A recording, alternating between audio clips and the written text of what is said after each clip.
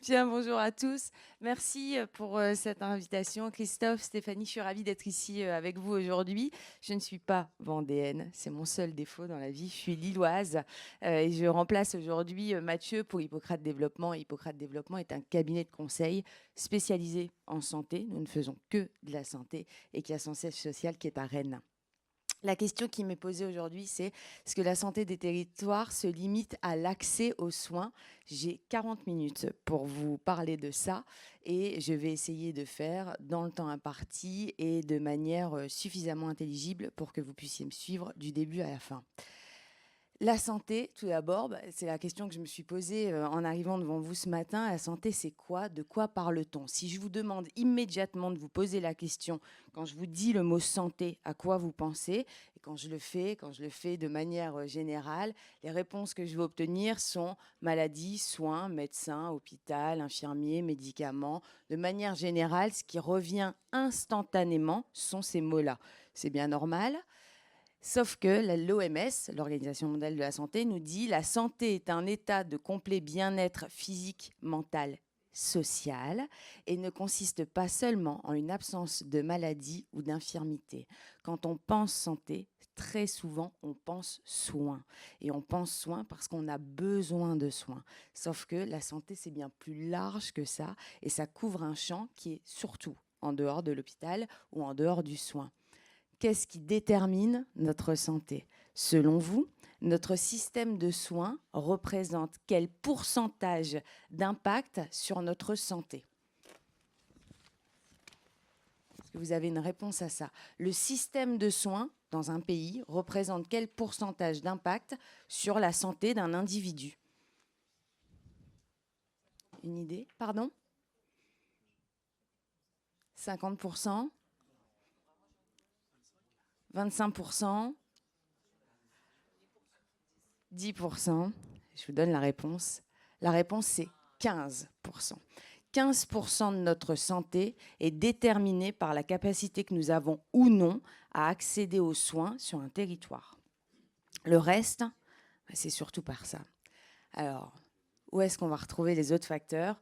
On va les retrouver système de soins 15% et surtout 70% de notre santé va dépendre de notre environnement, de nos modes de vie, des facteurs socio-économiques qui nous entourent et qui vont influer. Vous voyez qu'après, il y a un petit pourcentage qui donne lieu au patrimoine génétique, sur lequel, là, vous avez peu d'impact, et puis 10%, les comportements individuels. Donc, la santé, c'est surtout ce qui nous entoure au quotidien, c'est le système de soins et notre capacité à accéder aux soins. Et puis, il y a aussi donc ces autres petits facteurs-là. Est-ce que vous avez déjà vu ce film? Certains d'entre vous l'auront vu. Je ne voulais pas vous en parler pour qu'on fasse une critique de film ce matin. Je n'ai pas une très bonne culture cinématographique par ailleurs, sauf que ce film, moi, je l'ai vu. Et je voulais vous en parler puisque habituellement, quand je me présente en disant bonjour à tous, je m'appelle Morgane Pic, je suis une ancienne professionnelle de santé, je suis ingénieure spécialisée dans l'organisation du système de soins et je suis enseignante de santé publique à l'université. Ce que je ne dis pas, c'est que dans l'amour ouf, vous voyez ces cités, et ces cités sont les miennes. C'est là où j'ai grandi. J'ai grandi à Lille, je suis lilloise. C'est d'ailleurs à l'université de Lille que j'enseigne aujourd'hui, dans les deux universités de Lille, puisqu'on a la particularité d'avoir deux universités chez nous, une publique et une privée. Ouais, ouais, on en a deux. Comme vous avez, ah oui, puisque Mathieu était d'ailleurs dans celle d'ici. Donc, on a la même particularité. Donc, moi, j'ai grandi là. Je voulais vous en parler parce que ça, c'est quelque chose, quand on m'a posé cette question, que j'évoque jamais, sinon très peu, dans mon parcours. J'ai grandi dans ces cités, j'ai grandi dans des cités où les immeubles sont plus hauts que des arbres, où le bitume en ce moment brûle sur le sol et où on vit plus dans le stress quand même parfois que dans la sérénité. C'est aussi là que j'ai grandi, puisque j'ai appris, puisque j'ai eu la chance d'avoir des professeurs dès l'école et jusque très loin dans mes études qui sont absolument formidables, parce que j'ai rencontré des professionnels de santé, des médecins, des infirmiers, et y compris dans le milieu scolaire, qui ont été absolument passionnants, qui m'ont accompagné, qui m'ont aiguillé, qui m'ont fait grandir et qui m'ont amené sur une voie qui a priori, ne m'était pas destinée. Je viens d'un milieu où on ne fait pas d'études, où on ne va pas à l'école, où à 18 ans, on travaille très vite parce qu'il faut aider la famille et que ça fait partie du jeu. Ça, c'était important pour moi de vous le dire parce que c'est un déterminant de santé. Je suis sortie de ces déterminants-là. C'est quelque chose dont je parle peu et pourtant, c'est une réalité. Et ça a été possible aussi grâce à tout un système et c'est ce système-là dont je vais vous parler maintenant. Comment est-ce qu'il s'organise, le système en France? Alors, d'une manière générale, il est plutôt indépendant des politiques, hein, qu'on soit de droite ou de gauche. L'objectif a toujours été le même, maintenir un système tout en contenant la dette et en maîtrisant les dépenses. C'est ce qu'on appelle la protection sociale. La santé fait partie de la protection sociale. C'est notre contrat en tant que société. C'est notre pacte en tant que société. Comment est-ce qu'elle s'organise, la protection sociale? Pourquoi est-ce qu'elle existe? C'est un ensemble de dispositifs qui est mis en place pour les individus, pour couvrir finalement les principaux risques de la vie: la maladie, la vieillesse, la survie, la maternité, la famille, le chômage, la pauvreté et l'exclusion sociale. Quand on pense santé, souvent on pense ça. Maladie, vieillesse, survie. C'est ce qui regroupe finalement une grande partie des soins. Et puis il y a le reste, la maternité, la famille, le chômage, etc. Et là, on est plutôt dans le prendre soin. L'ensemble forme la protection sociale. La santé fait partie de notre protection sociale. Donc, comment est-ce que c'est organisé? Alors, en dehors des professionnels de santé qui sont des effecteurs de soins, et je vous l'ai dit, j'étais un effecteur de soins auparavant, il y a ceux qui vont la piloter, qui vont la coordonner, il y a ceux qui vont informer et rechercher, on va retrouver ceux qui financent et qui accompagnent ce système, et enfin ceux qui fédèrent et qui représentent. C'est complexe. Souvent, on a pour habitude de dire le système est extrêmement complexe, le système français est très chargé, on retrouve beaucoup d'organismes, beaucoup d'intervenants. C'est vrai, mais puisque le système de santé, ça n'est pas uniquement l'accès aux soins, mais c'est plus global et c'est un système de protection sociale. Dans ceux qui pilotent, qui coordonnent, ceux qui informent et qui recherchent, on a des partenaires qui sont là aujourd'hui. Puis vous voyez certainement un certain nombre de logos que vous avez eu l'habitude d'entendre. Si je vois Santé publique France, vous les avez vus beaucoup à la télévision et notamment pendant la crise Covid. La HAS, c'est la Haute Autorité de Santé qui va venir normer un certain nombre donner un certain nombre de règles et expliquer des prises en charge. Vous avez ensuite ceux qui financent et qui accompagnent. Et vous voyez qu'ici, le Crédit Agricole, alors pour la petite histoire, c'est une slide ça que je peux utiliser parfois en cours. Et le Crédit Agricole faisait naturellement partie de mes slides avant même que je m'en serve aujourd'hui. Vous avez ces organismes, ces fondations, ces assurances. Le rôle des entreprises est important. On va retrouver évidemment ensuite toutes les ARS. Les ARS sont les agences régionales de santé. C'est un petit peu la préfecture finalement de la santé dans une région. Et puis d'autres acteurs, évidemment les associations également qui représentent les patients. Ça fait du monde et là, il n'y a pas tout le monde du tout. Alors pourquoi est-ce que le système il doit se réinventer aujourd'hui? Parce que si on se concentre quand même sur l'accès aux soins, on l'a vu avant, les chiffres qu'ont expliqué Valérie, Mickaël, les constats qu'ils ont faits, on se rend bien compte quand même qu'il y a un déséquilibre quelque part. La première, c'est l'explosion de la demande de soins. Évidemment, vous avez une population qui vieillit. On soigne mieux aujourd'hui, donc on dépiste mieux, donc on accompagne plus longtemps, donc on a plus de malades. Vous avez une raréfaction des professionnels de santé, et je vais revenir sur la question qui a été posée tout à l'heure en disant mais les infirmiers, les kinés effectivement étaient en grève ces derniers jours, et comment est-ce qu'on fait? Vous avez raison, c'est une vraie problématique. Et puis des difficultés d'accès aux soins, et là on l'a vu juste avant, ça a été largement commenté, les difficultés d'accès à un médecin traitant, mais aussi d'accès à des médecins spécialistes, à des services d'urgence. La vieillesse et la dépendance, je vais aller du coup très vite dessus. Vous l'avez entendu, d'ici 2050, les plus de 60 ans vont doubler, les plus de 75 ans vont tripler et les plus de 85 ans vont quadrupler. Donc c'est la gyroton-croissance, et normalement, si vous avez été très attentif juste avant, vous avez bien retenu ce que ça voulait dire. Bon, les causes, elles sont multiples, mais elles sont connues. Une baisse de la natalité, l'augmentation de l'espérance de vie, je viens de vous le dire, la diminution de la mortalité pour les classes d'âge les plus élevées, le baby boom, évidemment, et je suis bien d'accord, le tsunami gli, on l'avait quand même bien vu venir. Le département de Vendée, on l'a vu aussi, fait face à une progression qui est assez importante et qui va être durable de sa population âgée. Les conséquences à l'échelle nationale, on en parle beaucoup en ce moment, le hausse des coûts des retraites, des frais liés aux soins, l'augmentation en besoin d'hébergement, de dépendance, l'émergence de maladies chroniques et incapacitantes. Pour le département, il y a une pression sur les EHPAD, il va falloir certainement revoir la carte. Sur la PA, il y a un besoin supplémentaire de services et d'emplois, puisque vous avez des ratios inactifs-actifs qui vont être bousculés. Il faut penser les évolutions, les habitats évolutifs, l'urbanisme, les résidences autonomie. Tout ça, ça a des conséquences qui peuvent effectivement sembler, parfois ça peut faire peur, et en même temps, moi je le pense réellement, c'est une vraie opportunité aussi.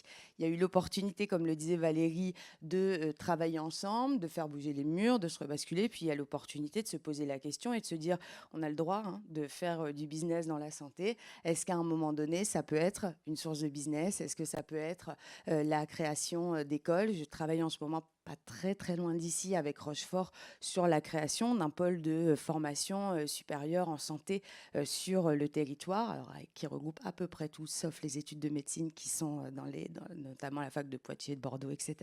Et quoique, on est en train de créer des passerelles avec eux, ça crée des opportunités, ça. Après, il va falloir s'en saisir et puis il va falloir construire. Et ça prend un peu de temps. La raréfaction des professionnels de santé, tout à l'heure, quand vous parliez des infirmiers, des kinés, ça m'a fait sourire, puisque j'ai mené il y a peu de temps une étude pour la Caisse des dépôts qui me disait on doit investir dans la formation en santé, auprès de qui on investit. Et donc, je suis allée screener un certain nombre de professions de santé et de professions de la santé. La durée de vie moyenne d'une infirmière en France aujourd'hui, une fois qu'elle est diplômée, c'est 7 ans. Quand j'ai obtenu mon diplôme d'infirmière, je travaille pendant 7 ans et ensuite j'arrête, je me réoriente, j'exerce un autre métier.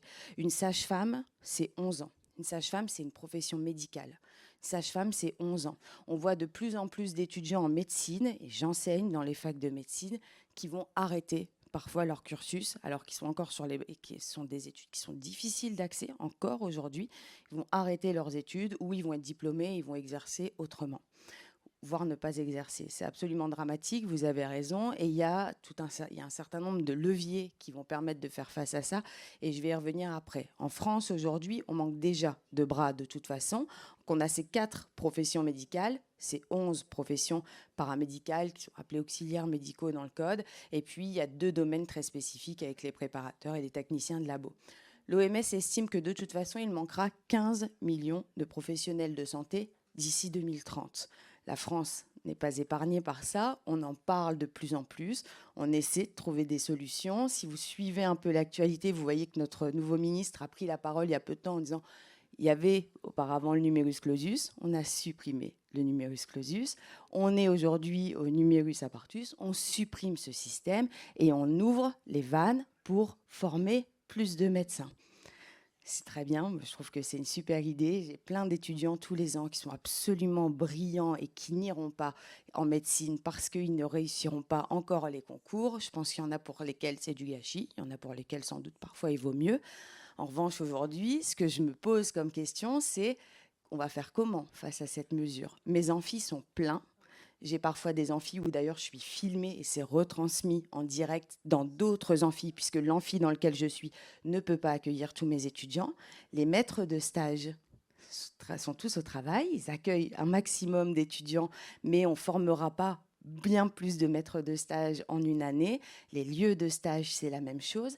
La médecine et les professions médicales, d'une manière générale, elles s'apprennent sur le terrain. Elles s'apprennent sur les bancs de l'université, certes, mais elles s'apprennent sur le terrain. Aujourd'hui, comment est-ce qu'on va faire pour les accueillir si d'un seul coup, on dit on ouvre les vannes à tout le monde et on y va?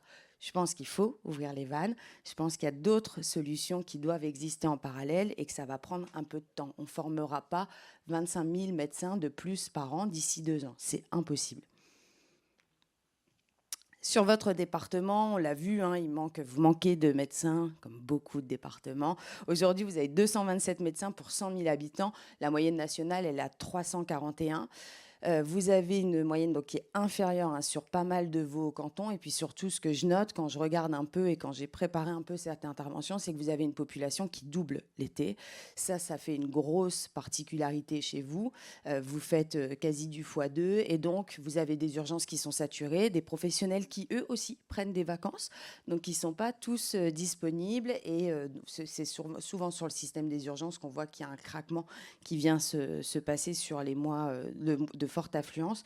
On retrouve ça hein, sur d'autres départements. Je viens de finir un très gros projet pour l'ARS Corse qui a duré une année et demie. Ils sont dans des situations encore pire, je pense, parfois, que vous, mais parce qu'ils ont des populations qui doublent, qui triplent d'avril jusqu'à octobre. Ça, c'est quelque chose qu'on retrouve chez vous et qu'il faut avoir en tête quand même parce que ça demande une organisation qui est à la fois souple et qu'il va falloir adapter aussi à la saisonnalité, ce qui existe, par exemple, beaucoup moins à Lille. Je pose beaucoup moins de questions l'été sur est-ce qu'on va vraiment pouvoir bien accueillir tous les touristes. Ce n'est pas quelque chose qui nous préoccupe tous les jours. C'est une évidence. Sur l'accès aux soins, l'organisation actuelle, comment est-ce qu'elle fonctionne? J'ai essayé de vous le simplifier au maximum. Vous voyez qu'on a le médecin généraliste qui va être au centre, qui dit médecin généraliste, médecin traitant, médecin de famille aussi, et qui va aller orienter, travailler main dans la main avec des auxiliaires médicaux, hein, les dentistes, les sages-femmes, les infirmiers, les podologues, les masseurs kinés, qui envoient vers la pharmacie, etc. Et puis qui va pouvoir orienter vers ce qu'on va plutôt appeler la partie soins secondaires, plutôt les spécialistes. Vous pouvez retrouver en ville aussi, hein, les cardio, les pneumos, les dermatos, etc. Vous y accédez avec ou sans l'aval de votre médecin traitant en fonction des spécialités. A priori, demain, si vous n'allez pas bien, vous pouvez aller directement chez un psychiatre. Si vous êtes une femme et que vous avez besoin de voir un gynécologue, c'est pareil. Puis, il y a des spécialistes pour lesquels on va demander à ce que ce soit une orientation du médecin traitant.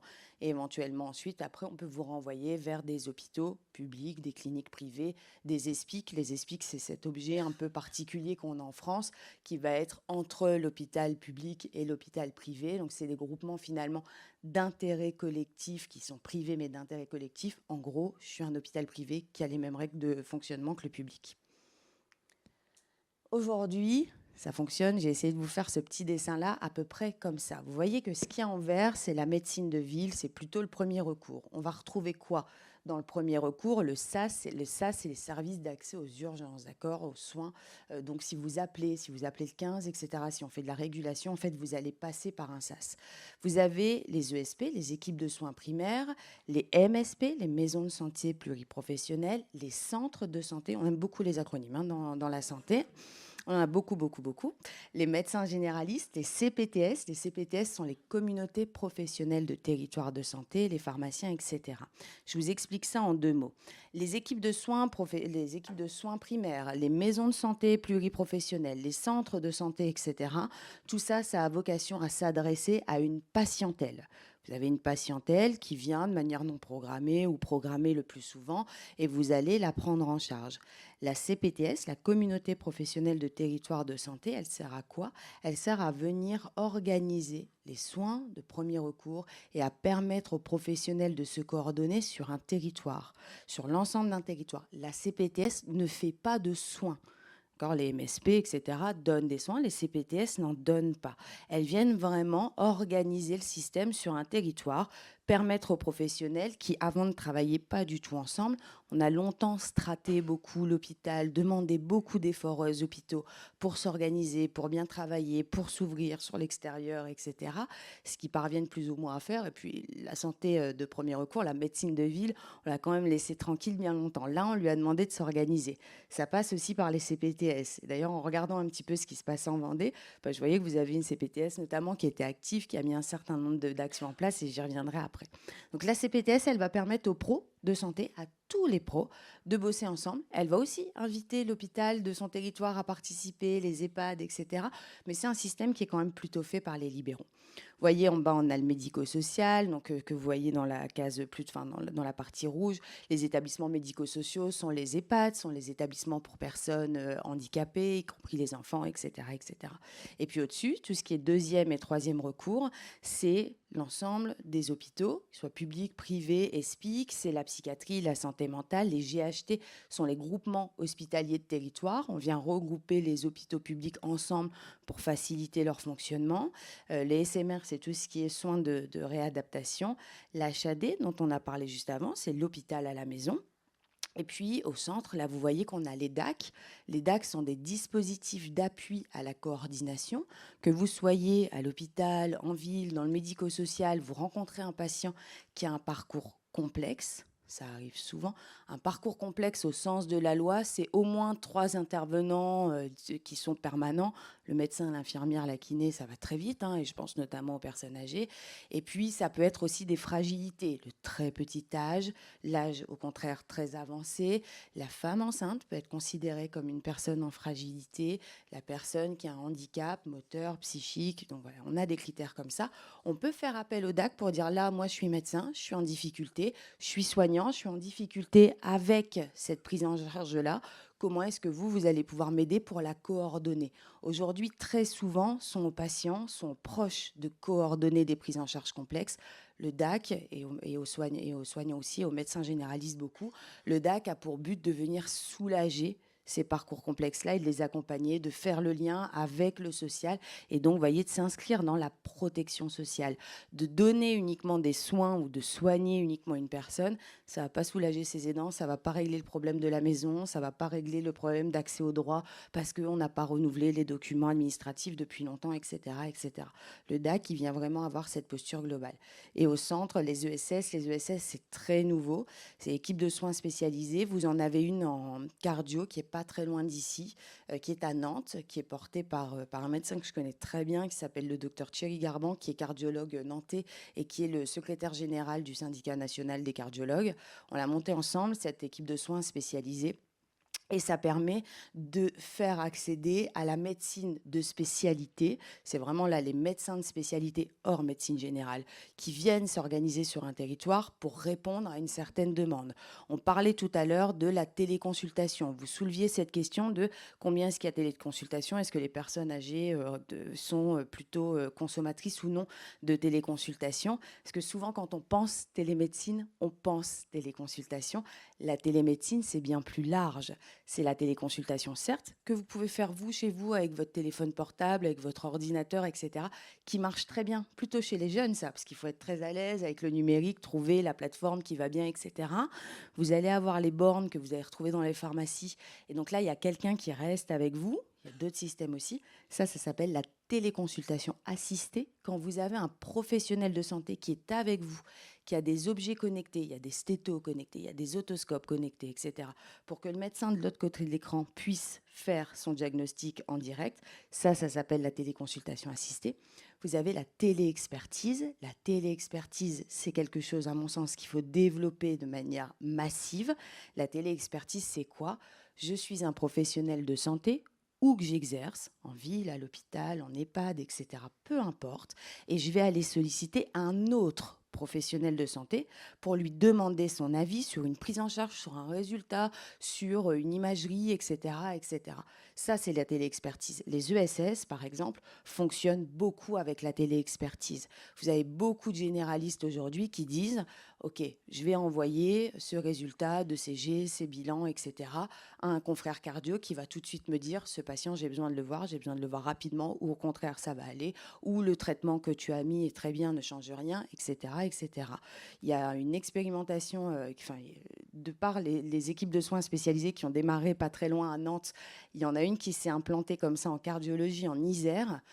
Il n'y avait plus de médecins cardiologues, vraiment plus de médecins. Il restait un couple sur le territoire là dont je vous parle. Il restait un couple de cardiologues, monsieur, madame. Et pour entrer finalement chez eux aujourd'hui, les généralistes passent nécessairement par la téléexpertise. Ils ont employé une IPA avec eux, j'y reviendrai, une infirmière de pratique avancée. Ils ont réussi à quasiment doubler leur patientèle et à doubler le nombre de patients qu'ils ont vus. Pas parce qu'ils avaient uniquement envie de gagner plus d'argent, mais parce qu'ils étaient seuls et qu'ils n'avaient plus de solution. Donc, ils ont réussi à quasiment doubler sur 10 mois de suivi de patients. Comment ils ont fait? Parce qu'ils ont travaillé avec d'autres professionnels, parce qu'ils sont passés par les outils du numérique avant, parce qu'ils se sont réorganisés. Et donc, ça fonctionne pas trop mal. Donc on le voit, donc là, hop, ça c'est tout ce que je vous ai expliqué. Les nouveaux métiers, je vais y revenir. Les innovations technologiques, je viens de vous en parler. L'accélération du virage ambulatoire, évidemment. Aujourd'hui, on va demander de garder moins longtemps les personnes à l'hôpital. On entend souvent dire il y a eu énormément de fermetures de lits. Ce qu'on dit moins, c'est que en face, il y a eu une ouverture de place, parce que c'est pas tout à fait le même raisonnement. Je dis pas qu'il faut fermer des lits, hein, pas du tout. Et puis, les parcours de soins de santé et de vie, c'est vraiment dans cette logique qu'on va venir s'inscrire pour prendre en charge et pour accompagner les personnes et leurs aidants. Alors, comment est-ce qu'on fait face collectivement à tout ça? Évidemment, il va falloir travailler ensemble pour réunir des compétences pour l'accès aux soins. Ça, c'est une évidence. Il nous faut une réponse qui soit collective, territoriale, avec les CPTS, par exemple, en ville, qui viennent se constituer. Il faut une coordination des acteurs. Un des leviers aussi pour renforcer l'attractivité des métiers du soin, c'est de permettre aux soignants de faire du soin et pas autre chose que du soin, en tout cas parce qu'ils n'ont pas choisi. Un médecin généraliste aujourd'hui, une journée en moyenne de son temps par semaine, c'est de l'administratif. C'est un scandale. On n'a pas de temps médical à perdre sur de l'administratif. Je participais hier à un webinaire de l'ANAP, c'est l'Agence nationale d'appui à la performance, qui a créé un outil qui s'appelle Plus de soins pour mesurer justement toutes les activités des équipes paramédicales qui sont effectuées par jour en dehors du temps de soins. L'idée, c'est de se dire, une fois qu'on met ça en place, par quel métier on peut remplacer éventuellement? Est-ce que ça peut être un logisticien? Est-ce que ça peut être une secrétaire? Est-ce que c'est normal qu'une infirmière passe 45 minutes au téléphone à essayer d'avoir l'ambulance de son patient pour le faire sortir? Et est-ce que ça peut pas être quelqu'un d'autre qui fait cette activité-là à sa place? A priori, oui. C'est plus intéressant pour l'infirmière, c'est plus intéressant économiquement pour l'établissement. Donc, c'est réfléchir autour de tous ces acteurs, de réfléchir autour des coordinateurs de parcours. Les coordinateurs de parcours, c'est un métier qu'on retrouve de plus en plus souvent. On en retrouve en milieu hospitalier maintenant. On en retrouve dans les DAC dont je vous ai parlé. C'est différent du coordinateur de CPTS qui, lui, est un chef de projet. Mais le coordinateur de parcours, c'est vraiment ce relais pour piloter finalement, pour accompagner votre patient et pour accompagner les pros afin qu'ils puissent se concentrer sur le soin. L'idée, c'est vraiment ça. Comment est-ce qu'on fait face? C'est aussi une manière de se réorganiser. Les infirmiers de pratique avancée, en 2 mots, un infirmier de pratique avancée, c'est un infirmier qui a un bac plus 5. Aujourd'hui, un infirmier, c'est un bac plus 3. Quand il est diplômé d'État, il a un bac plus 3. Il est formé en soins généraux et puis après, il part travailler là où il a envie de travailler. L'IPA va faire 2 ans d'études complémentaires qui vont être validées dans les universités de médecine. Les enseignants référents des IPA sont toujours des professeurs en médecine. Il peut y avoir d'autres intervenants, des gros pools d'enseignants autour des IPA, mais les référents sont toujours des professeurs en médecine. Ils vont choisir 5 mentions: maladies chroniques stabilisées, urgence, psychiatrie, onco, hémato et les maladies rénales. Ce qui est plus pris aujourd'hui à 75% au moins dans nos universités, c'est maladies chroniques stabilisées. Ça permet d'avoir une activité qui est variée. Et donc, ces infirmiers-là de pratique avancée vont effectivement aujourd'hui avoir un droit de prescription qui s'élargit petit à petit avec de plus en plus de traitements, vont avoir un droit de prescription, de renouvellement, d'envoi vers de l'imagerie, vers de la biologie. Ils vont vraiment s'attacher à suivre des patients chroniques, à faire de l'éducation thérapeutique aussi, ces patients-là, et à les garder sous le coude le temps où ils vont être stabilisés. Si le patient va mal, s'il repart dans l'aigu, là, on a besoin d'un appui du médecin, on a besoin du regard du médecin, et c'est vers le médecin qu'on va renvoyer. Jusqu'à il n'y a pas très longtemps, pour consulter un IPA, il fallait que ce soit un médecin qui vous ait orienté vers un IPA. C'est plus le cas aujourd'hui. La population va pouvoir aller d'elle-même vers ces IPA-là. L'innovation, la réorganisation, on l'a dit. Donc le virage ambulatoire, la télémédecine, les outils numériques. Valérie le disait tout à l'heure, attention, l'innovation, c'est pas seulement de la tech, c'est pas seulement du numérique, c'est aussi de l'innovation organisationnelle, et je viens de vous en toucher 2 mots. Et puis des expérimentations locales, par exemple avec des projets d'article 51. Un article 51, c'est quoi? C'est quelque chose qui existe depuis 2018 en France, où on a dit aux professionnels: très bien, parfois vous vous rendez compte qu'on peut innover de manière organisationnelle. Vous pensez que si vous faites A plutôt que B ou l'inverse, ce sera mieux pour vous. ce sera mieux pour vos patients et ça sera mieux pour le système de santé parce qu'on va dépenser moins d'argent.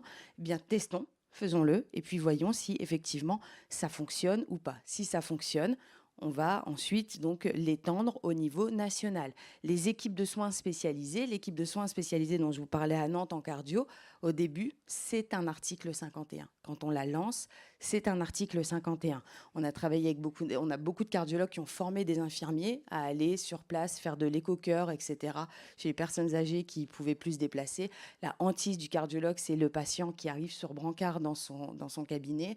Donc on a formé un certain nombre d'infirmiers. On a aujourd'hui des infirmiers, des IPA. Avant, il n'y avait pas encore assez d'IPA pour travailler avec elles. On a formé ces professionnels-là à plein de choses. On a utilisé beaucoup de télémédecine. La téléexpertise, avant, ça n'était pas remboursé comme ça l'est maintenant. Maintenant, c'est remboursé, c'est dans du droit commun. Mais l'idée de l'article 51, c'est de se dire, ce qui n'est pas dans le droit commun, on va le tester sur un ou plusieurs territoires. Et si ça fonctionne, alors après, ce sera pour l'ensemble de la population. Et on commence à voir là des articles 51 qui se sont étendus à l'ensemble de la population. Les mamans qui sont, les futures mamans qui sont enceintes, qui font un diabète gesta, etc. Avant, on les envoyait à l'hôpital tous les mois pour faire le suivi de leur diabète gestationnel, etc. Aujourd'hui, vous avez des applis qui sont remboursées, qui les suivent, on les fait plus venir. Ça, au tout début, ça part d'un article 51. Je vous le fais très en synthèse, mais ça existe. Alors, la Vendée, est-ce que c'est un territoire qui investit et qui innove? Oui, puisque du coup, je vous ai dit, je me suis un peu préparée, j'ai regardé ce qui se passait ici. Je voyais qu'il y avait une CPTS, la CPTS Centre Vendée, qui a fait une liste unique centralisée qui permet à l'ensemble de la population de se signaler si elle n'a pas de médecin traitant. Ça a l'air de rien, mais ça, c'est une véritable avancée. Il y a le rôle des autres professions. On voit que vous avez ici des infirmiers, des pharmaciens qui vaccinent, qui font de la prévention, qui font des actes de santé publique. Vous avez des conditions d'exercice qui peuvent être améliorées. Je suis tombée sur toute la mise en place de logements, notamment par exemple pour vos internes. Vous avez des logements mis en place pour les internes, qui sont vraiment très beaux d'ailleurs. Vous avez des photos sur Internet, elles sont très jolies, où vous allez avoir des bourses. On va financer un certain nombre, une prise en charge de leur loyer. Et puis, bien que ce soit non spécifique, évidemment, il y a tout ce qui est autour de la télémédecine. Je voyais aussi, vous avez le 116, 117 qui a été mis en place pour de la régule, pour trouver un médecin. Je ne sais pas dans quelle mesure est-ce que c'est complètement opérationnel ou non, mais en tout cas, quand on le regarde, on se rend complètement opérationnel. Voilà, vous me rassurez. Je trouve que ces avancées-là, elles sont vraiment intéressantes. Alors, ces initiatives-là, elles sont essentielles, mais on l'a dit, elles répondent aux 15% de la santé au global, puisque ce sont des initiatives qui répondent aux 15% de l'accès aux soins. Et la santé, c'est bien plus que 15% que l'accès aux soins. Il faut comprendre que la santé, elle est partout, elle est tout le temps. On le sait, on ne le sait pas depuis hier, cette idée de la santé dans toutes les politiques qui naît de la charte d'Ottawa, elle arrive en 86 et puis on le voit jusqu'à aujourd'hui. On a des villes qui entrent complètement en transition avec des écoquartiers, avec de la mobilité douce, parce que ce qu'on a compris, c'est que la santé est dans tous nos projets, on pouvait en mettre, et qu'elle est la santé sur vos trottoirs, dans vos territoires, dans vos écoles et dans l'ensemble des dispositifs où on reçoit du public. Je vais l'illustrer avec ce qu'on appelle l'UFS, l'urbanisme favorable à la santé. J'ai pris ça, j'aurais sans doute pu prendre autre chose, mais je trouve que l'UFS, c'est quelque chose qui vous montre bien que la santé, justement, est partout, puisque vous avez une urbanisation qui est croissante, avec de la perte parfois de biodiversité, etc. Des enjeux de santé publique avec le vieillissement de la population, le diabète, l'obésité, la santé mentale, évidemment toutes les addictions, des inégalités sociales, environnementales, de genre et de santé, la pollution, l'accès aux ressources, toutes les ressources, pas seulement financières, le changement climatique. Si je réillustre quand même cette semaine, ça tombait bien de parler du changement climatique. Ça, c'est TF1 qui, en 2014, imaginait la météo en 2050. Et ça, c'est la météo de cette semaine, puisque c'est le 1er juillet 2025. Donc, on a un tout petit peu d'avance, mais quand même, ça fait réfléchir sur l'ensemble des dispositions qu'on va prendre. L'UFS, ça réfléchit comme ça, puisque ses principes clés sont ça. C'est vraiment d'aller travailler avec l'ensemble des déterminants de santé. tout ce qui peut toucher un individu, ça s'appelle les déterminants de santé, est-ce que ce projet-là vient toucher un déterminant de santé? S'il vient toucher un déterminant de santé, est-ce qu'il le fait avec, avec un objectif de minimiser ses expositions aux facteurs qui peuvent le mettre en risque? Et est-ce que je viens favoriser ces expositions aux facteurs protecteurs? Ça, c'est pour l'UFS, mais on le retrouve aussi dans d'autres domaines. C'est un des principes clés, finalement, de la santé publique. Là, on se dit, bah, tiens, quand on allie santé et environnement, on fait quelque chose de positif. En effet, mais je le dis sous l'angle de l'urbanisme, j'aurais pu le dire autrement. Une des études que je mène en ce moment, je la mène pour l'INCa. L'INCa, c'est l'Institut national du cancer, et je la mène pour oui, je peux le dire, pour le département de l'Hérault. Le sujet, la question qui est soulevée est la suivante. Donc, les départements ont à leur main la restauration collective des collégiens. C'est géré au niveau départemental. L'idée de l'INCa est de se dire, bon, si on agit sur l'alimentation des adolescents en collège, 11-14 ans à peu près, en grosse moyenne, on va dire 10-15, est-ce que si on agit sur leur alimentation, alors à long terme, on va créer des facteurs protecteurs de cancer liés à l'alimentation? J'ai 2 ans et demi pour mener une étude sur ce qui fonctionne ou ce qui ne fonctionne pas pour les adolescents, comment on va les attirer, comment on leur parle de ça. Un adolescent, ça réfléchit de manière très instantanée. Et quand je leur dis, s'il faut que tu fasses ça, c'est super, parce que dans 40 ans, tu n'auras pas un cancer digestif, ça lui parle pas beaucoup. Non, ça lui parle pas. Donc là, mon travail consiste à trouver tous les leviers pour les intéresser, parce que effectivement, cette question de je n'aurai pas de cancer plus tard, c'est pas leur sujet. Hein. C'est vraiment pas leur sujet. On travaille sur plein de choses. On a fait venir des TikTokers, etc., que j'ai découvert grâce à mes enfants. Bon, bref. Donc, c'est très intéressant. En revanche, est-ce que ce qu'on est en train de faire fonctionnera ou non? Ça, on le saura dans 40 ans. C'est de la santé publique. On le saura dans 40 ans. C'est aussi pour ça que c'est difficile à mettre en œuvre. Parce que quand on fait de la santé publique, parce que quand on est un dirigeant, parce que quand on est un élu, on a besoin de résultats qui soient quasi immédiats.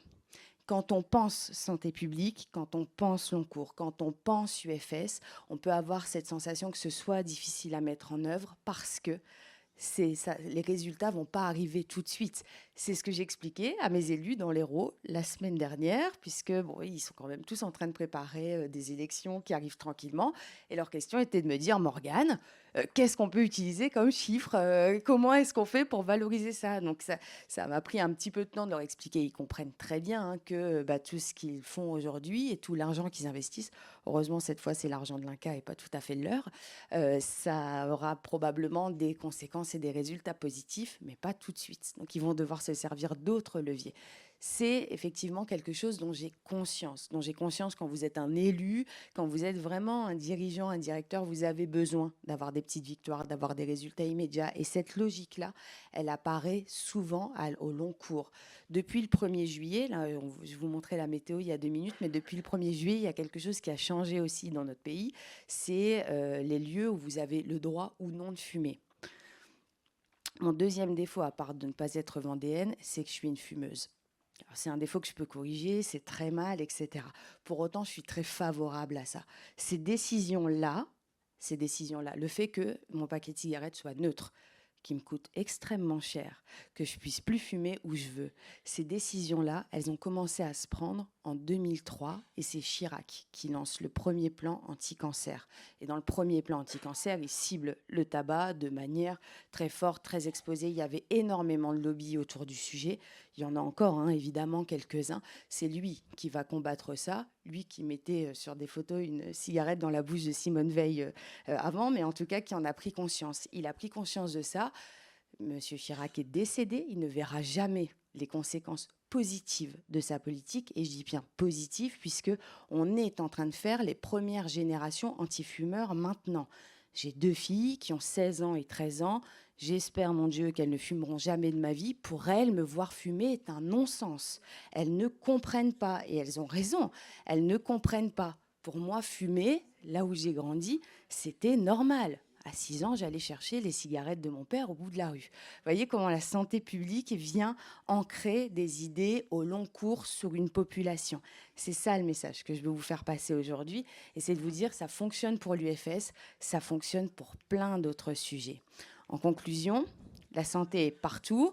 70% de notre santé dépend surtout de notre environnement, des modes de vie, des facteurs sociaux, médico-économiques, et pas uniquement des soignants, pas uniquement de l'hôpital. C'est aussi important, ça, de leur rappeler, parce que parfois les soignants sont fatigués. Ils sont fatigués de se battre, ils sont fatigués de revendiquer, ils sont fatigués qu'on les ait applaudis quelques mois aux fenêtres et puis d'avoir ce sentiment d'abandon par ailleurs. C'est pas juste. Il y a des bénéfices à réfléchir en termes de santé-environnement. Il y a des bénéfices pour réduire le stress, les maladies chroniques, améliorer évidemment la santé mentale, qui est un énorme sujet en ce moment et sur lequel j'aurais pu passer beaucoup de temps aussi. C'est une responsabilité qui est collective. Elle vient des élus, elle vient des soignants, elle vient des urbanistes, elle vient des entreprises, elle vient des citoyens eux-mêmes, parce que parfois il faut aussi se donner un peu soi-même. Elle vient des assos, elle vient d'organismes comme le Gérontopole qui est là aujourd'hui et qui se bat pour faire reconnaître un certain nombre de moyens. Elle vient de tout ça et elle vient de tous ceux qui la constituent. Vos projets, tous vos projets, que vous soyez en entreprise, que vous soyez un élu, que vous soyez un citoyen, peuvent avoir cette réflexion et peuvent raisonner santé publique. Ils peuvent toujours raisonner santé publique. Je sais que parfois ça peut faire peur, je sais que ça peut paraître une hérésie. Aujourd'hui, pour Hippocrate Développement, on gère une petite boîte, on gère une PME. Je sais ce que c'est de gérer une PME, je sais ce que c'est que ce pouvoir affronter des difficultés financières, mais je vous assure que ça peut fonctionner. Alors, est-ce que la Vendée est un territoire engagé en mutation? Évidemment, oui. Vous avez beaucoup de défis à relever. Les défis du vieillissement, les défis du tourisme aussi. Je vous disais il y a peu de temps, j'ai fait une grosse mission en Corse. Les Corses sont très impactés par le tourisme. Ça a des conséquences, le tourisme. C'est ce on discutait hier. Un territoire, au plus il attire des vacanciers, au plus il est touristique, au plus vous allez appauvrir sa population. C'est vraiment une balance qui se vérifie. Le coût de l'immobilier va monter, le coût des transports va monter, toutes vos infrastructures du coup vont augmenter. Vous allez avoir plus de retraités, moins d'actifs, etc., etc. Au plus votre territoire est touristique, au plus vous appauvrissez votre population. Ce qui ne veut pas dire qu'il ne faut plus qu'il y ait de touristes, il faut dire qu'il faut réfléchir avec ce paramètre-là pour comprendre comment est-ce qu'on peut préserver sa population et continuer de faire venir du tourisme, parce que c'est aussi un facteur économique qui est important sur certains territoires. Les Corses, si vous leur retirez aujourd'hui le tourisme, ils s'effondrent complètement. Paradoxalement, ça les met en difficulté sur un certain nombre de sujets. C'est votre cas aussi. Donc vous avez tous ces défis à relever là. Vous avez des dynamiques à poursuivre parce que vous avez vraiment mis en place déjà sur vos territoires un certain nombre d'innovations, des innovations organisationnelles. Vous avez des départements, vous avez des régions qui vont venir investir pour driver. On parlait hier d'une stratégie d'accueil des étudiants en médecine, d'accueil des internes, etc. Je ne sais pas si la personne qui porte cette stratégie aujourd'hui est là ou pas, mais si je devais lui donner un conseil, ce serait accueillir un maximum d'internes, puisqu'on le sait, c'est en fin d'études que les médecins s'installent sur un territoire et pas au début de leurs études. Et puis en Vendée comme ailleurs, qu'on construire un environnement qui prend soin de vous avant même que vous n'ayez besoin de soins. C'est là qu'est la clé de la réussite, en tout cas selon moi. Merci. Merci beaucoup.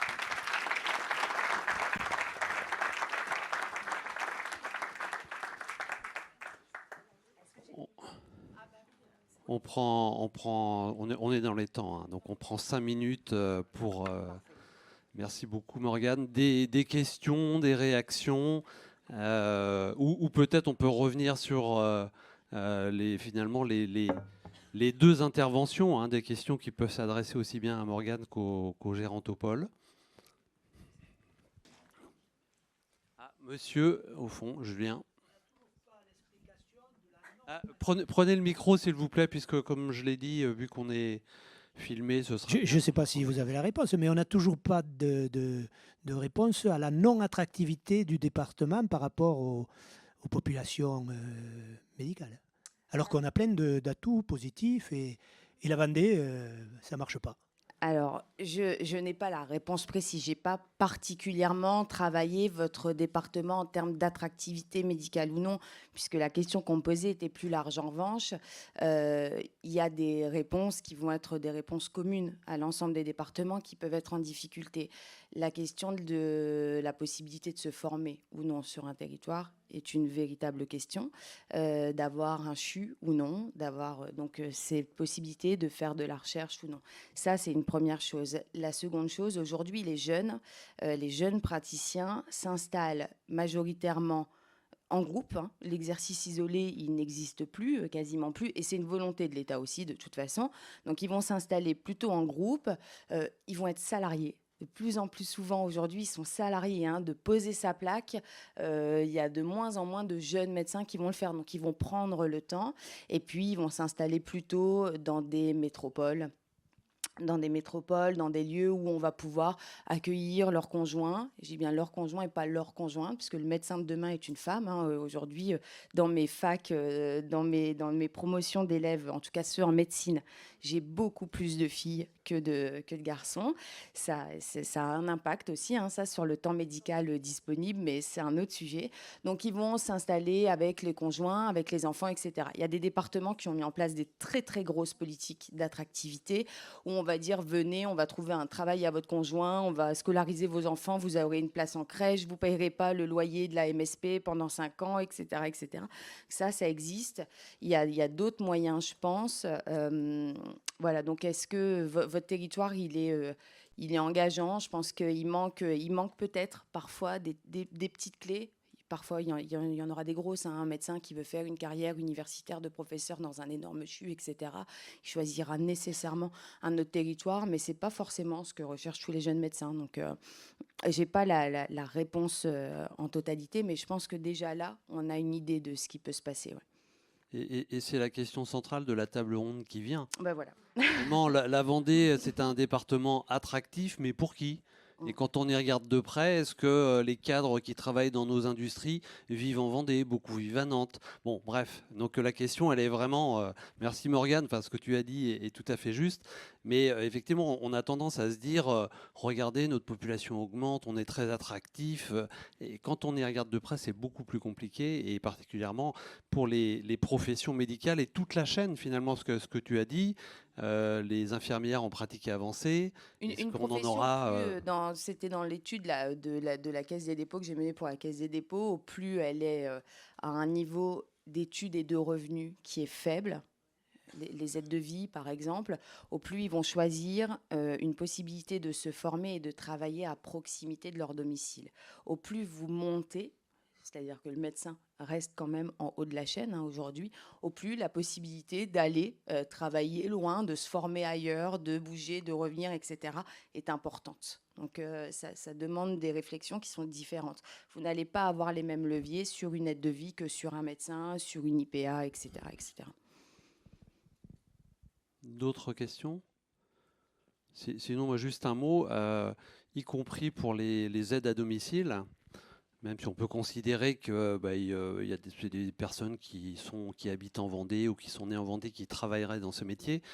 On a un problème aussi, c'est que c'est parmi les métiers vendéens les plus vieillissants. On l'a dit, hein, Michael, tu l'as dit.